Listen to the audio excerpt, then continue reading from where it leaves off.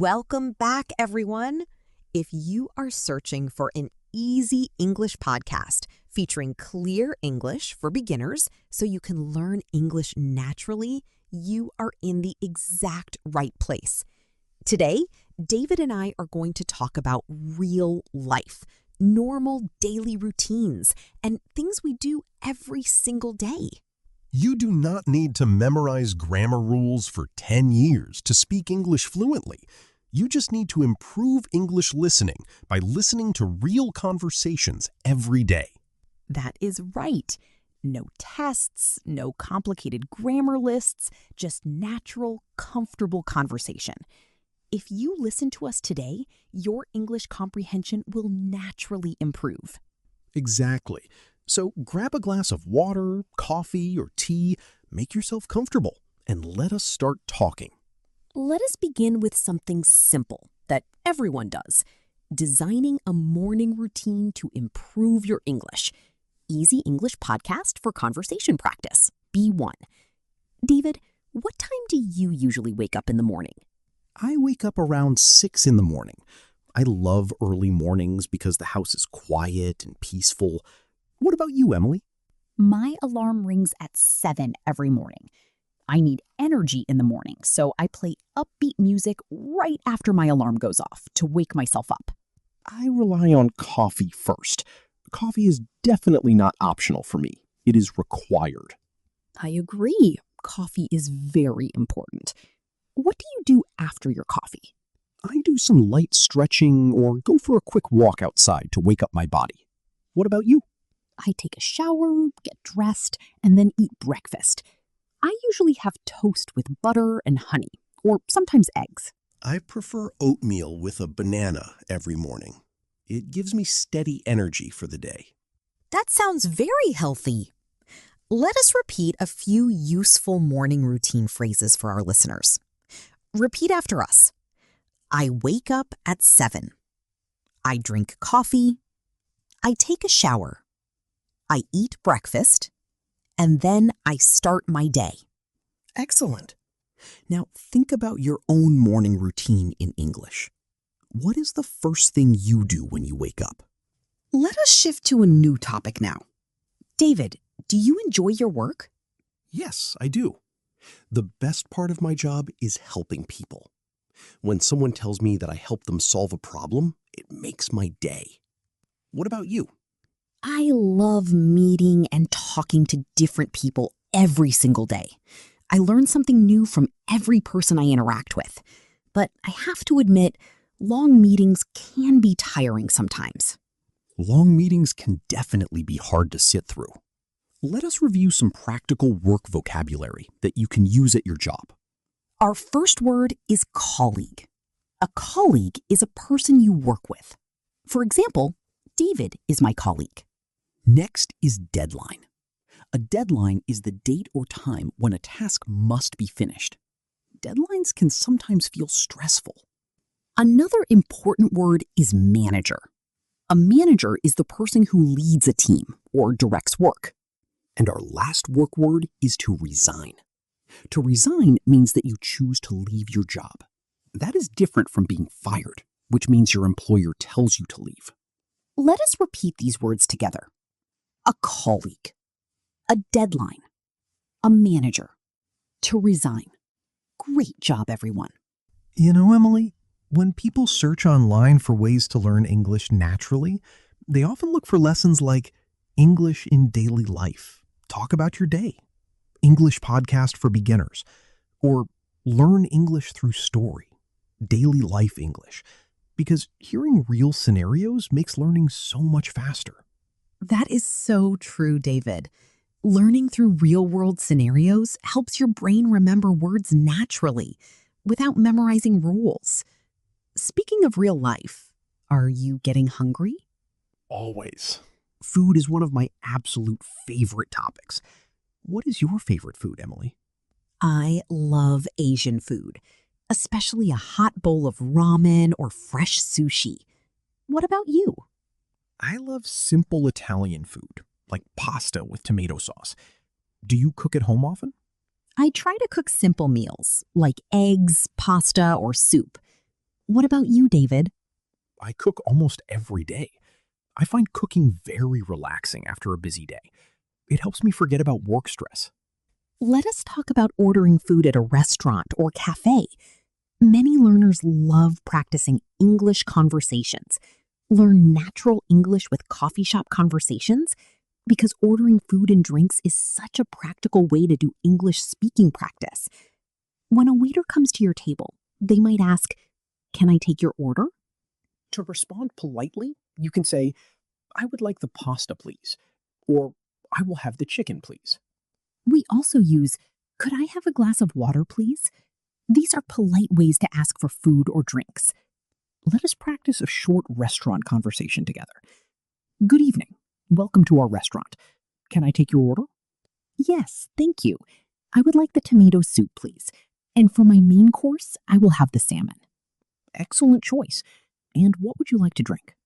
Could I have a glass of water, please? Perfect. Now let us repeat those key ordering phrases. I would like the soup, please. I will have the chicken, please. Could I have a glass of water? Can I take your order? Wonderful job! Now you know how to order food politely in English. Let us change topics and talk about travel. Emily, have you traveled to many different countries? Yes, I have visited about 15 countries so far. My favorite place to visit was Japan because the culture is wonderful, the cities are clean, and the food is amazing. I have always wanted to visit Japan. What other places have you enjoyed? Morocco was incredible. The outdoor markets, called souks, are filled with colorful lamps, rugs, and spices. And the food, like traditional tagine, is delicious. Tagine is a slow-cooked stew with meat and vegetables, right? Yes, exactly. It is full of flavor. Let us learn some essential travel vocabulary now. The first word is passport. A passport is the official document you need to travel to another country. Next is visa. A visa is special official permission required to enter certain countries. Then we have luggage. Luggage refers to the bags you pack and carry when you travel. Another key word is accommodation. Accommodation means the place where you stay, such as a hotel, hostel, or rented apartment. And our last travel word is itinerary. An itinerary is your planned schedule of activities and locations for a trip. Let us repeat these travel words together. Passport, visa, luggage, accommodation, itinerary.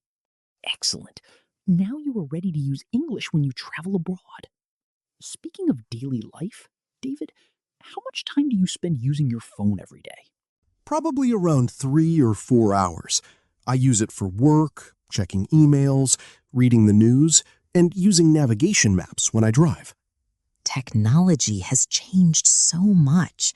20 years ago, people used paper maps, wrote physical letters, and used public payphones on the street.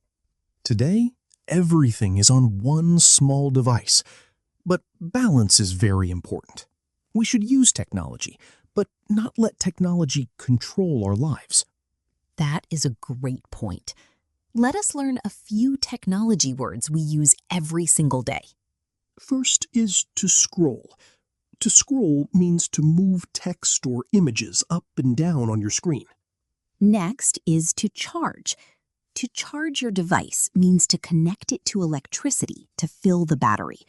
When your phone has no battery left, we say the phone is dead. Then we have an app. An app is a software program designed for your phone or tablet. And our last tech word is to update. To update means to install the newest version of software on your device. Let us repeat our tech vocabulary.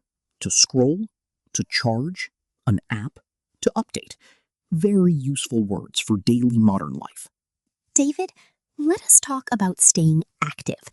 Do you exercise regularly? I try to exercise 4 or 5 times a week. I walk, run, and lift weights at the gym. What about you? I prefer walking outside. Walking every day helps me stay active without feeling overwhelmed. Walking is fantastic for your health. Another important part of health is drinking enough water every day. Most doctors recommend drinking about 8 glasses of water daily. Carrying a reusable water bottle with you throughout the day makes it very easy to stay hydrated. Let us learn some important health vocabulary. Our first word is fit. To be fit means your body is strong, healthy, and capable of physical activity. Next is habit. A habit is an action you perform regularly, often automatically. Drinking water daily is a good habit. Then we have stress. Stress is the feeling of emotional or physical tension when you feel under pressure. And our final health word is energy. Energy is the physical and mental power you have to perform activities. Let us repeat these health words. Fit, a habit, stress, energy. Taking care of your health is always worth the effort. Now, David, where do you live? Do you prefer living in an apartment or a house? I live in a city apartment. I like it because shops, restaurants, and public transportation are very convenient and close by. I live in a small house outside the city. It is very quiet, and I have a small garden where I grow fresh vegetables like tomatoes and herbs. Growing your own food must be very satisfying. Let us go over some useful home vocabulary. The first word is landlord. A landlord is the person who owns a property and rents it to a tenant. Next is rent. Rent is the monthly payment you make to live in a rented home. Then we have neighbor. A neighbor is a person who lives near or next door to your home. And our last home word is furniture. Furniture refers to large movable items in a house, such as sofas, tables, chairs, and beds. Let us repeat our home vocabulary. A landlord, rent, a neighbor, furniture. Great job! Let us talk about the seasons now. What is your favorite season of the year, Emily? I love autumn. I enjoy the cool air, the changing colors of the leaves, and the cozy atmosphere. I enjoy summer because of the long, sunny days and spending time outdoors, although I do not like extreme heat over 35 degrees Celsius. Let us learn some common weather words that are perfect for everyday small talk in English. First is cloudy. Cloudy means the sky is covered with many clouds. Next is foggy. Foggy means there is thick fog near the ground, making it difficult to see far ahead. Then we have humid. Humid means the air contains a lot of moisture, making the weather feel warm and sticky. And our last weather word is forecast. A forecast is a prediction of what the weather will be like later in the day or week. Let us repeat these weather words. Cloudy, foggy, humid, a forecast. Now you can easily discuss the weather in English. In your free time, David, what hobbies do you enjoy? I enjoy reading nonfiction, playing chess online, and cooking new recipes. What about you? I love reading mystery novels and practicing photography. Taking photos helps me notice beautiful small details in the world around me. Let us review some useful vocabulary for talking about hobbies and interests. First is passion. A passion is a strong enthusiasm or love for a specific activity or subject. Next is to collect. To collect means to gather and keep items of a specific type over time, like books or stamps. Then we have creative. Creative means using your imagination to invent or make original things. And our last hobby word is relaxing. Something that is relaxing helps you feel calm, peaceful, and free from stress. Let us repeat our hobby vocabulary.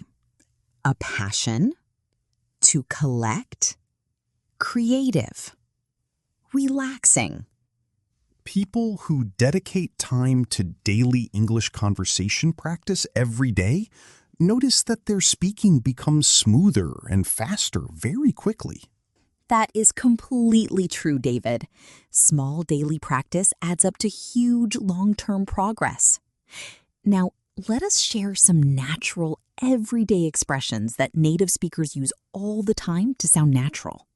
Our first expression is, I am not sure, but use this phrase when you want to answer politely without being 100% certain.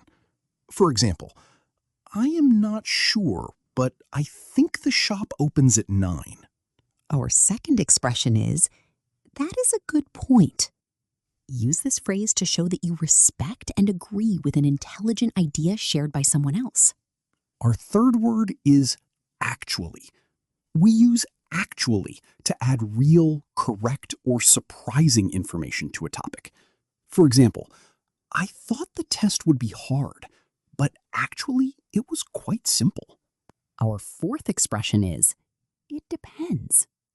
Use this when the answer to a question changes based on different conditions. For example, do you like outdoor activities? Well, it depends on the weather. Our fifth phrase is, by the way.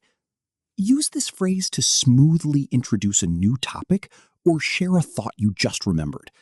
For example, by the way, did you receive my email this morning? Our sixth expression is, I totally agree.